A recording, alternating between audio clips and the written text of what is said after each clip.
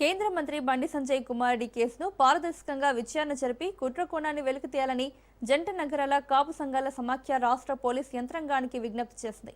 బీజేపీలో సామాన్య కార్యకర్తల నుండి కేంద్ర మంత్రి స్థాయికి ఎదిగిన బండి సంజయ్పై కుట్రలు జరుగుతున్నాయన్న అనుమానాలు ఉన్నాయని అన్నారు. డిసెంబర్ మాసంలో జరిగిన సంఘటనను ప్రధాని మోదీ పర్యటనకు ముందు బయటకు తీసుకురావడం అనుమానాలను బలపరుస్తోందన్నారు.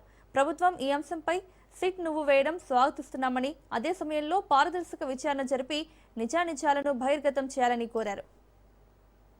వారిని ఏ రకంగా మనం ఎదుర్కోవాలని, వారిని ఏ రకంగా మనం తగ్గించాలి అనే ఒక దురుద్దేశంతో మరి వారి కుమారుడు సాయి భగీరథ మరి వాళ్ళు పిల్లలు చదువుకుంటూ ఉన్న సమయంలో మరి సరదాగా ఉన్న ఫొటోస్ నిజంగా ఉన్నాయో లేవో తెలియదు, మాఫింగ్ కూడా తెలియదు. మరి అటువంటి ఎప్పుడో డిసెంబర్లోనో ఎప్పుడో జనవరిలోనో జరిగినవి తీసుకొచ్చి ఇప్పుడు నరేంద్ర మోడీ గారు మరి వచ్చే తెలంగాణకు వచ్చి ఏదైతే వెస్ట్ బెంగాల్లో కనీవిని ఎరుగని రీతిలో మమతా బెనర్జీని మొట్టబెట్టి మరి ఈ రోజు భారతదేశంలో ఒక మంచి పేరు తెచ్చుకుని మరి ఈ రోజు మోడీ గారు ఇక్కడికి వస్తున్నారంటే తెలంగాణలో కూడా రేపొద్దున మరి ఈ బండి సంజయ్ గారు వంటి వ్యక్తి ఉంటే మరి ఇది ఎటు టర్న్ అవుతుందని చెప్పేసి భయపడి మరి వారిని తగ్గించాలన్న ఒక ఉద్దేశంతో మరి ఈ రోజు వారి అబ్బాయి యొక్క దాన్ని తీసుకొచ్చి ముందుకు తీసుకొచ్చారు. దీన్ని మేమందరం కూడా తెలంగాణ కాపు సంఘం, అదేవిధంగా జంట నగరాల కాపు సంఘం నుంచి మేము పూర్తిగా ఖండిస్తూ కాపులు, మున్నూరు కాపులు బలిజాని కాకుండా తెలుగు రాష్ట్రాల్లో ప్రపంచవ్యాప్తంలో ఉన్నటువంటి కాపులందరం కూడా మేమందరం కూడా ఐక్యంగా ఉన్నాం.